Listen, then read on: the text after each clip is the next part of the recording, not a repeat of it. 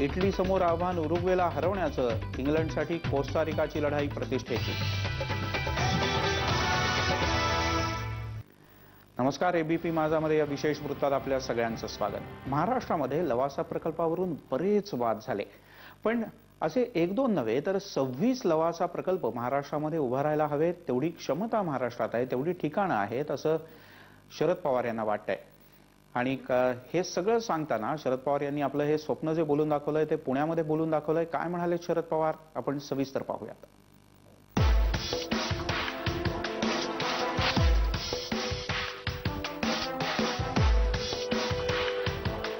शरद पवार आणि लवासा यांचं नातं काही लपून राहिलेलं नाही. हिंदुस्थान कन्स्ट्रक्शन कंपनीच्या या प्रकल्पाची सुरुवातच मुळी पवारांच्या कल्पनेतून झाली. अनेक विरोध झाले. पवारांच्या या प्रकल्पातल्या इंटरेस्टवरून काही हितसंबंधांची चर्चा झाली, पण तरी पवार अजूनही लवासासारख्या प्रकल्पांचं समर्थन करतायत. I was told for every Saturday, Sunday, at least 10,000 people go and visit. There are good schools, there are good international colleges also in the process of coming, and it has become a tourist destination. And I would like to tell that Lavasa is the only thing. There are at least 26 sites in the Maharashtra like Lavasa where ample water body is there, there is no population, vacant land is there, and it is just possible to develop as an excellent tourist center like what we have seen in England and many other countries. Maratha chamber of कॉमर्सला 80 वर्ष पूर्ण झाल्याच्या निमित्ताने पवार बोलत होते. विकासाची प्रक्रिया प्रसारमाध्यमांनी गांभीर्याने घ्यावी असंही पवार यावेळी म्हणाले. आम्ही पाहिलेलं आहे लवासामध्ये, आणि त्याचं जे भलामण करतायत की तिथे आता पर्यटक येतात, तिथे शेजारी लोकांना पिण्यासाठी पाणी नसतं. त्यांच्याबद्दल शरद पवारांना काही म्हणायचं नाही. आणि हे 26 प्रकल्प म्हणजे पुन्हा अनेक शेतकऱ्यांची, अनेक प्रकल्पग्रस्तांची वंचना आहे, निसर्गाची अक्षरशः धुळधाण करणं आहे. आणि खरं तर इतका समृद्ध निसर्ग जो महाराष्ट्राला मिळाला आहे तो मोडून खाणं आहे काही लोकांनी, असं अगदी आमचं स्पष्ट मत आहे. लवासा ही भारतातली पहिली प्लॅन्ट हिल सिटी आहे. पुणे जिल्ह्यात जवळपास 25,000 एकरांच्या परिसरात ही सिटी वसवण्यात येते. 2010 मध्ये केंद्रीय पर्यावरण मंत्रालयाने लवासाच्या बांधकामात नियमांचं उल्लंघन झाल्याचा आरोप केला होता. त्यामुळे काही काळ बांधकाम थांबलंही होतं. जमीन अधिग्रहण, पर्यावरणाचं नुकसान आणि वादग्रस्त राजकीय कनेक्शन्स यामुळे लवासा सतत वादाच्या भोवऱ्यात राहिलं. पण आता पवारांना महाराष्ट्रात आणखी 26 ठिकाणी लवासा उभारायला हवं असं वाटतंय. महाराष्ट्रामधली जमीन त्याच्यावर अनेकांचा डोळा आहे. महाराष्ट्रातल्या नेत्यांचा तर आहेच, पण अनेक राज्यांमधल्या नेत्यांचा सुद्धा डोळा आहे. आणि म्हणून एक प्रकारे जलजमीन आणि जंगल याच्यावरती कब्जा करण्यासाठीचा हा विकासाचा कांगावा आहे. ही शुद्ध नफेखोरी आहे. फक्त ती नफेखोरी तशी थेट बोलता येत नाही आणि म्हणून ती विकासाच्या आडून आणली जाते असं मला वाटतं.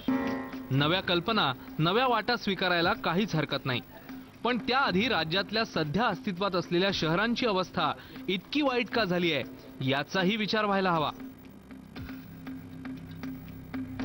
मुंबई, पुणे, नाशिकमध्येच सगळा विकास केंद्रित झालाय. त्यामुळे सगळी बजबज इथेच माजली आहे. अगदी पायाभूत गोष्टींची जिथे बोंब आहे तिथे पवारांचं हे नवं स्वप्न महाराष्ट्राला कसं पचणार हा प्रश्नच आहे. मंदार गोंजारी, एबीपी माझा, पुणे. अधिक जाणून घेऊयात. दोन कार्यकर्ते, अतिशय धडाडीचे कार्यकर्ते आपल्याबरोबर आहेत. शशिकांत शिंदे की जे कृष्णा खोरे या सगळ्या विभागाचे मंत्री आहेत, राष्ट्रवादी काँग्रेसचे ज्येष्ठ नेते आहेत, आमदार आहेत, आणि सुनीती सूर आहेत, ज्येष्ठ सामाजिक कार्यकर्ते आहेत. गेल्या कित्येक वर्षांपासून लवासासह अनेक प्रकल्पांचे जे प्रकल्पग्रस्त आहेत त्यांच्याकरता सुनीती सूर काम करतात. सगळ्यात आधी शशिकांत शिंदे यांच्याकडे जाऊयात. शशिकांतजी, एक लवासा आहे तोच इतका वादग्रस्त झाला. आता तर शरद पवार यांना असं वाटतं की महाराष्ट्रात अशा 26 जागा आहेत की जिथे लवासासारखे, लहान असतील, थोडेसे मोठे असतील, पण लवासासारखे प्रकल्प होऊ शकतात. काय नेमकी याच्या पाठीमागची विचार आहे तुमचा? तुम्हाला स्वतःला या सगळ्याबद्दल काय वाटतं? नाही, यामध्ये एक आपण विचार केला पाहिजे की महाराष्ट्राचं आपण विकासाचं एक मॉडेल आपण त्या ठिकाणी करण्याच्या दृष्टिकोनातून महाराष्ट्राचा सातत्याने विकास झाला पाहिजे, महाराष्ट्र डेव्हलपमेंट झाला पाहिजे, महाराष्ट्र प्रगतीपथावर गेला पाहिजे, जगाच्या आणि देशाच्या पातळीवर आला पाहिजे म्हणून आदरणीय पवारसाहेब ते इतक्या वर्ष राजकारणात तेव्हापासून सातत्याने प्रयत्न करतात. लवासाच्या बाबतीमध्ये आपण ज्यावेळेला ही चर्चा झाली त्या लवासावर फार मोठ्या प्रमाणात टीका टिप्पणी, फार मोठ्या प्रमाणात या ठिकाणी राजकीय त्या ठिकाणी ताशेरे किंवा राजकीय आरोप प्रत्यारोप झाले. यातून मला एक कळत नाही की आपण ही चर्चा करत असताना त्यांनी जी भूमिका मांडली महाराष्ट्र ऑफ चेंबरच्या त्या कार्यक्रमामध्ये महाराष्ट्राचं पुढचं विजन काय असू शकतं याच्या संदर्भातली त्यांनी त्यांचं मत मांडलं. त्यामध्ये त्यांचं महाराष्ट्राच्या विकासाच्या संदर्भातलं एक वेगळा लवासासारखं शहर ब्रिटिशांच्या नंतर एक नवीन शहर उभं करण्याचं एक ऐतिहासिक निर्णय स्वातंत्र्य काळानंतर पहिल्या प्रथम त्या ठिकाणी झाला.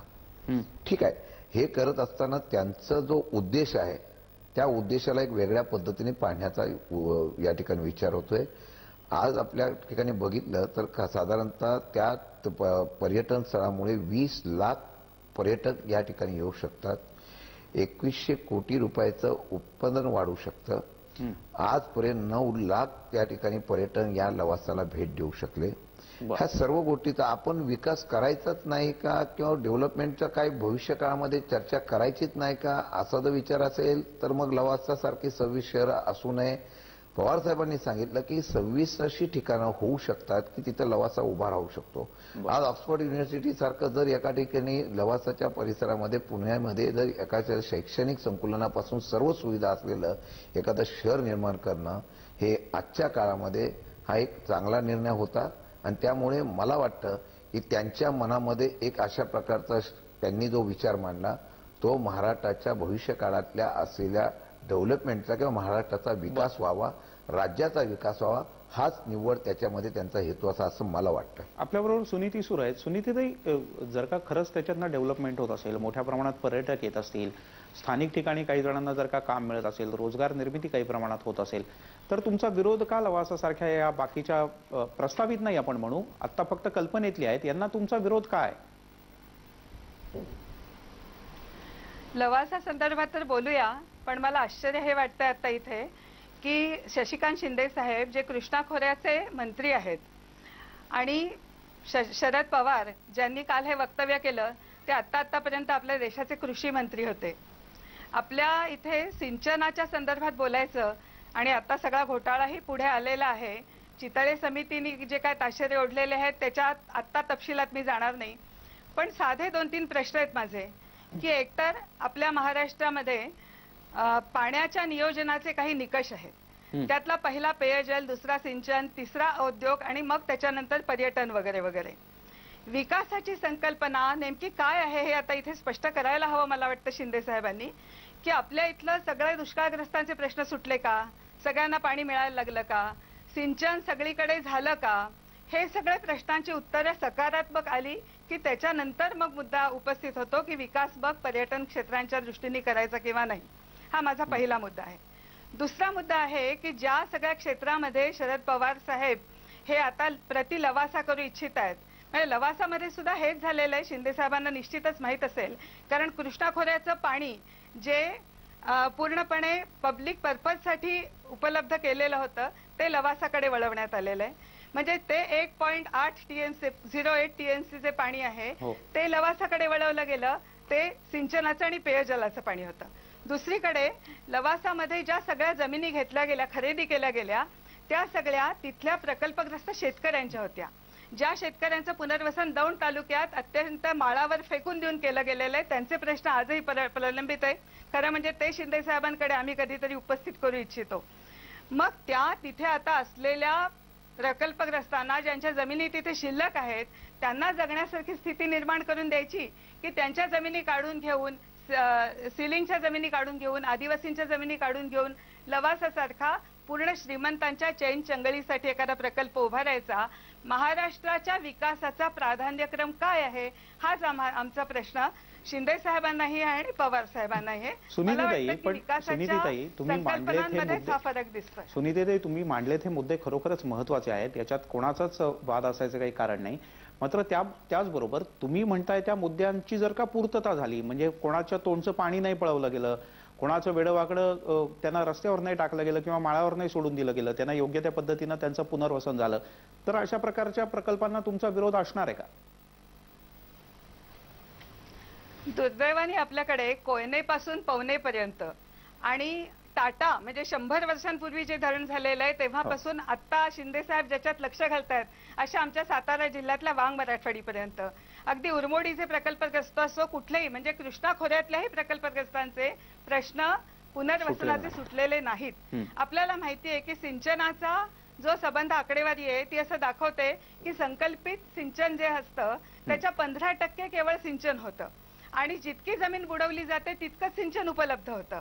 त्यामुळे आपण कशाच्या आधारे हे म्हणू शकतो म्हणजे जर असा काहीतरी रेमेडी अशी मिळाली की बाबा इतकं सिंचन झालेलं आहे सगळ्या लोकांचं पुनर्वसन झालेलं आहे आणि काहीही प्रश्न शिल्लक नाही आणि सगळ्यांना पेयजलाची सोय झालेली आहे त्याच्यानंतर मग विकासाच्या काय गोष्टी करायच्या हे आपण ठरवू शकतो निश्चितपणे. मला इथे एक फक्त उल्लेख करायचा आहे की पवार साहेबांनी इथे इंग्लंडचा उल्लेख केलेला आहे. इंग्लंडची भौगोलिक स्थिती, इंग्लंडची लोकसंख्या आणि आपली लोकसंख्या आणि आपला संबंध भूगोल यांची कुठेतरी तुलना होऊ शकते का? एखाद्या पहिल्या जगातल्या देशाची तुलना आपल्यासारख्या शेतीप्रधान देशाची करायची आणि शेतकऱ्यांना कृषी मंत्र्यांनी देशोधडीला लावायचं हा कुठला विकासाचा फंडा आहे हे आम्हाला कळत नाही. ठीक आहे. आपल्याबरोबर शिंदे साहेब तुम्हाला असं वाटतं की असं आहे ना की योग्य पद्धतीनं जर का विकास झाला सगळ्यांना पाणी मिळालं सगळ्यांचं योग्य पद्धतीनं पुनर्वसन झालं तर सुनीती सुरननी सुद्धा म्हटलं आता की सर्व प्रश्न सुटले तर मग अशा प्रकारच्या एखाद्या प्रकल्पाचा विचार करायला हरकत नाही. त्यांनी जे प्रश्न उपस्थित केले ते तर आहेतच ना. लवासामध्ये मग स्थानिक ग्रामपंचायतीपासून ते राज्य स्तरावर पर्यंत अनेक निर्णय कशा पद्धतीने झाले हे सगळ्यांनाच माहिती आहे. याच्यातली पारदर्शकता जर का आणली असती तर अशा प्रकारचा विरोध झाला नसता. नाही काय होतं आपल्या महाराष्ट्रामध्ये लोकशाहीच्या माध्यमातून एखाद्या कोणी प्रकल्पाला या ठिकाणी सुरुवात केली की त्याला थोडंसं कोणीतरी नेतृत्व केलं आणि तो माणूस जर मोठा असेल तर त्याच्यावर कुठल्याही पद्धतीने राजकीय टीका होते. हे दुर्दैव महाराष्ट्राचं आहे. मग ते सिंचनाचा असो किंवा कुठल्या डेव्हलपमेंटचा असो. आता त्यामध्ये एक ताईंनी मुद्दा मांडला. मी या खात्याचा मंत्री झालो. ताईंना कल्पना आहे त्यांनी वांग मराठवाड्याचा प्रश्न काढला. त्या वांग मराठवाड्याला मी स्वतंत्र सेपरेट खास बाब म्हणून त्या ठिकाणी निधी देण्याच्या बाबतीमध्ये मी सही सुद्धा केली. त्याची मंजुरी खास बाब म्हणून झाली. तरी सुद्धा माझ्याकडे जी जबाबदारी आली त्यावेळेला पुनर्वसन आणि बाकीच्या याला मी गती देण्याचा प्रयत्न करतो. तर माझा एक मुद्दा असा आहे की आपण बघा लवासाच्या इथे आपण पूर्वी बघितलं ते तिथं इतक्या प्रमाणे दुर्गम भाग होता. त्या दुर्गम भागाकडे जाण्याच्या बाबतीमध्ये किंवा आदिवासी सारखा असलेल्या भागामध्ये विकास अजिबात नव्हता. आज विकास झाला. 95,000 लोकांना तिथं नोकरी लागली. दुसरी गोष्ट माझं असं आहे एखाद्याचं त्या जागेचं व्हॅल्युएशन वाढल्यानंतर बाजारभावाप्रमाणे दर दिला. काही ठिकाणी चुका झाल्या असतील तर त्या दुरुस्त करण्याची तयारी सुद्धा त्या दिलेल्या आहे. पर्यावरणाचा ऱ्हास झाला सांगितलं 30 लाख झाडं लावण्याच्या बाबतीमधल्या त्या जमिनीची धूप होऊ नये या संदर्भामध्ये निर्णय झालेला आहे. पर्यावरण काळाची बैठक घेऊन त्यांनी निर्णय घेतलेला होता. आता एक मुद्दा येतो आपण विकास करायचा. आज तुम्ही सांगा त्या लवासाला पूर्वीची परिस्थिती काय होती आजची परिस्थिती काय आणि तिथल्या स्थानिक लोकांचा विरोध नाही. ठीक आहे ज्यांना नाराजगी आहे ते 100% आपल्याकडे पुनर्वसन किंवा 100% कुठल्याही प्रकल्पाला मान्यता कोणतीही व्यक्ती करत नसते. काहींच्या वेगळ्या अपेक्षा असतात काहींच्या त्या अडचणी असतात. त्याला पूर्ण करत असताना मग 5-10% लोक काही विरोधाच्या भूमिका घेत असतात. त्यावेळेला मग सुरताईंनी नेतृत्व करतायत त्या लढतात. सामान्य लोकांसाठी लढावं त्यामध्ये आमचं कुठलं दुमत नाही. पण शेवटी महाराष्ट्राचं कुठेतरी आपण या ठिकाणी विकास करणार. आता मी एक उदाहरण म्हणून सांगतो. ताईंनी मला सांगावं ठीक आहे एखादा मोठा मेगा प्रोजेक्ट आला म्हणून त्याच्यावर फार मोठा मेगा प्रोजेक्ट होतं मग याच्यात काहीतरी भ्रष्टाचार असेल. पाणी किती वापरलं 0.7% फक्त पाणी या लवासाला आहे.